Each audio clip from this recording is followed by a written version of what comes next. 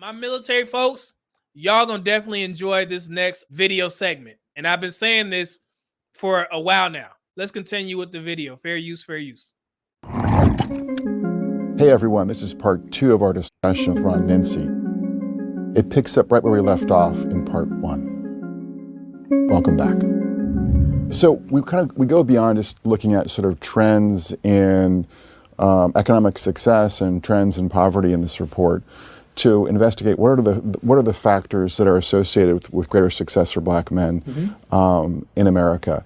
And one of the things that we kind of investigate is sort of how conventional factors in much of the research today, things like education, work, contact with the criminal justice system, are linked to Black men's success. What is the story that we find in the report on those factors? Well, I think that we find that the critical factors involved in building and displaying human capital are very important for entering the middle and upper class. So the role of higher education is critical. The work experience is critical, and particularly, we've had a long discussion over the past two decades about the separation of the earnings distribution between people who have higher education and people who don't. Right. And so military service is also a critical factor, particularly for this particular cohort of African American men. Because did y'all hear that?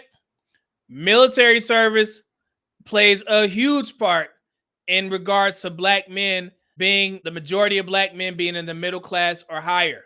They're going to go into detail even further, and I also have some information for you guys who either, served in the military or are currently serving or retired. That's why I push this narrative, and I'm not encouraging people to go out there and enlist if that's not what you want to do. I'm not saying that, but I always say that I would not be the man that I am today if it wasn't for the world's greatest Air Force. I would not be the man that I am today if it wasn't for the world's greatest military. And one of the main reasons is for a lot of things that they're going to cite here. And I'm glad that they're doubling down on what I've been saying to you guys and why I hold the military in such high regard, because it's done so much for me. And I'm glad that they touched on this to help Black men understand how important it is, that we value your service. So let's continue. Because when they were entering adulthood, the proportion of African American men who were going to college was very small. And so military service provided sort of an alternative route to entering the middle class for many. And so I think those three factors associated work, education, and military service associated with gaining human capital and getting sort of an advanced position in their subsequent attempts for employment. Right. Those are critical factors for African American men. And I think they tell us some things about how we ought to be paying more attention to make sure that young African American men today are not only getting into college but completing college. And so now more African American men are getting into college and completing college. I just reported that when Black men do go to college, they have a higher completion rate than Black women. Let me add this nugget here too. When Black men do go to college, they graduate at a higher rate than Black women. Because you know what comes with being the most enrolled? A large contingent of you are not finishing your degree programs. The statistics go down for the women who actually graduate.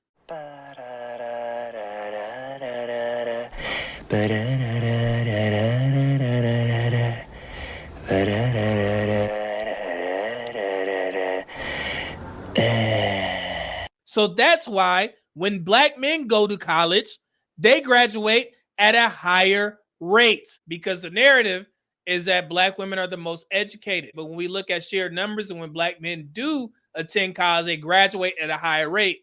That's why you get women going out there saying that they're the most educated when they're the most enrolled. Most enrolled does not mean the most graduated.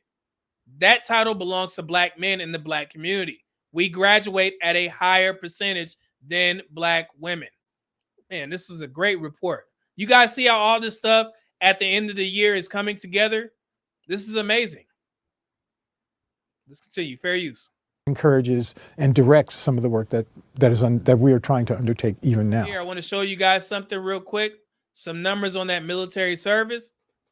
It says, compared to the civilian workforce, Black men are significantly overrepresented in military service, while Black women are similarly overrepresented in civilian service.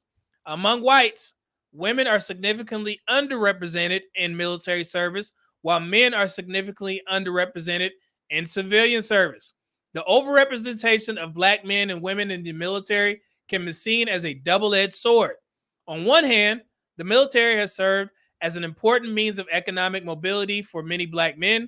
On the other hand, the dominance of Black Americans in the military service, and therefore among these most likely to be put in harm's way on behalf of the nation, is strikingly, especially in light of broader current conversations about race, justice, and equity. So yes, even though, like I said, guys, I'm not encouraging everybody to go out there and join the military. You have to understand that you may be in certain positions where you're putting your life on the line. And trust me, I've been in multiple. And so that's why they're citing that. You know, the pro and con of joining the military makes you a better man, makes you a better woman, in my opinion. But you are being put in harm's way. So I'm glad the Brookings Institute actually reported that, so we can be very clear on this. And then also, if you guys look here, Black men are overrepresented in military service. And this is from July 2018, which is the same time that AEI is doing this interview and doing their research. It makes sense. You have Black men at 2.3, which is the highest amongst any group of white women, white men, Black men, and Black women. You see Black men are overrepresented. So this is an amazing thing for Black men. All right, let's continue. One of the interesting things about the report is the way in which we find that, military service in particular is linked to better outcomes for Black men, in midlife, and the way in which, in particular, both marriage and work mediate that relationship. So we find, obviously, that the Black men who served in the military married at higher rates, later on in life, and they worked at higher rates later on in life, beyond their military service. Now they're getting back into marriage. When Black men join the military, they're married at a higher rate, because you guys don't know, the military actually encourages marriage because you get all the benefits, the BAH, so on and so forth. Get paid more base housing. You get paid for the dependents that you have. So they actually encourage encourage men and women to get married. So they're touching on that as well. Oh yeah, they touched on a lot. Let's continue.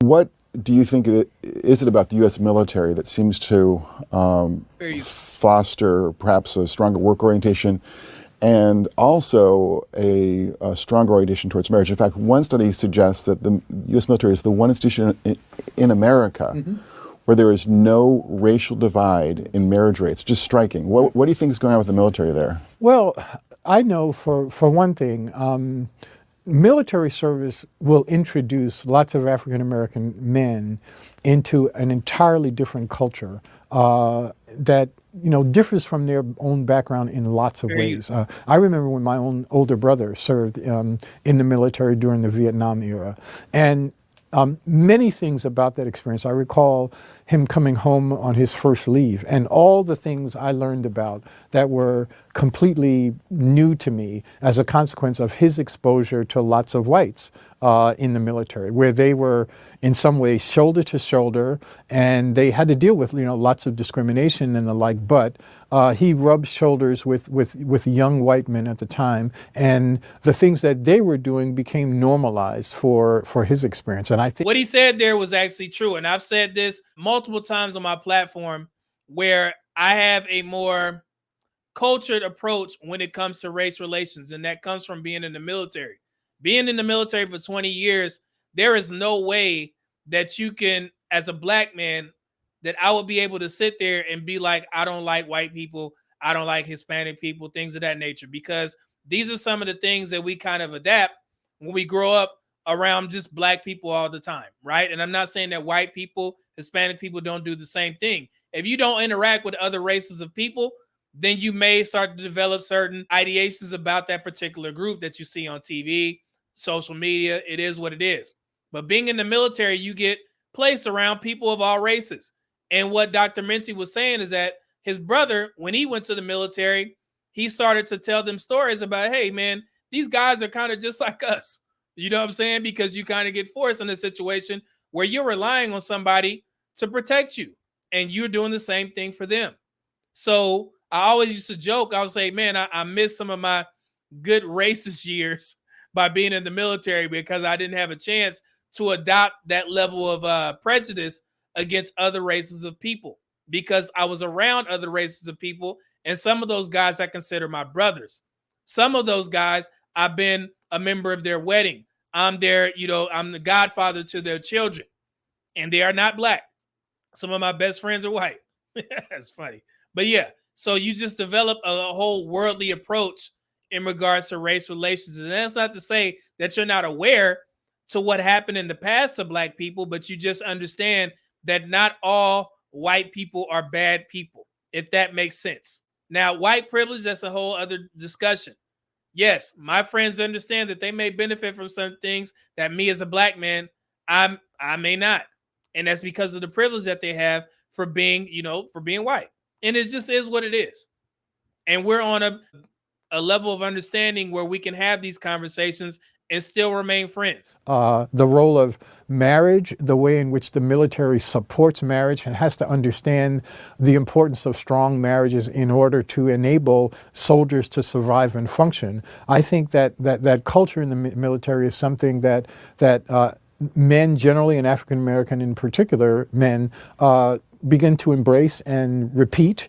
And I think it's a good thing for them. So I think that's part of what goes on. In addition, I think the military is also a place in which African American men acquire access to training and skills that they could barely get anywhere else, and where they. Who said? I think I seen somebody said they were an electrician in the Navy. Let me see. Go back. Where was that? I thought for sure I seen somebody say they were an electrician in the Navy.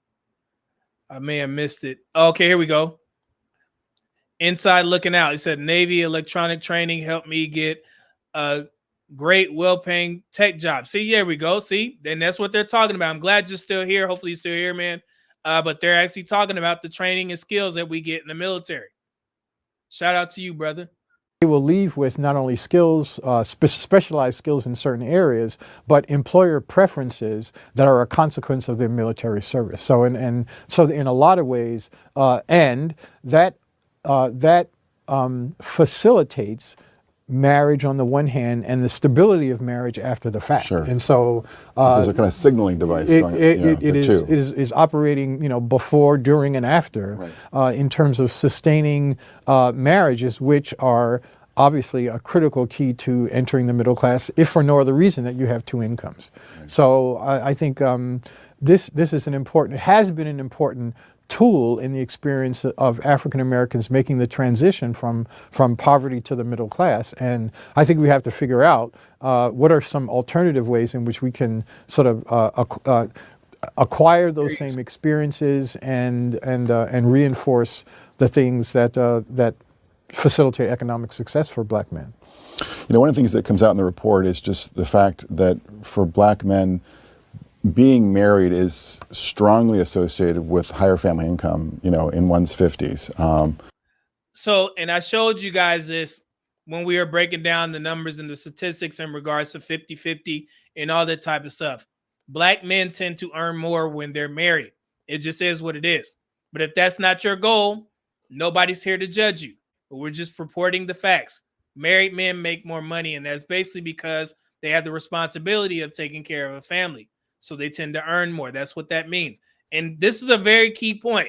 I have some pictures that I need to show you guys when they talk about a particular topic. Here we go. Fair use once again.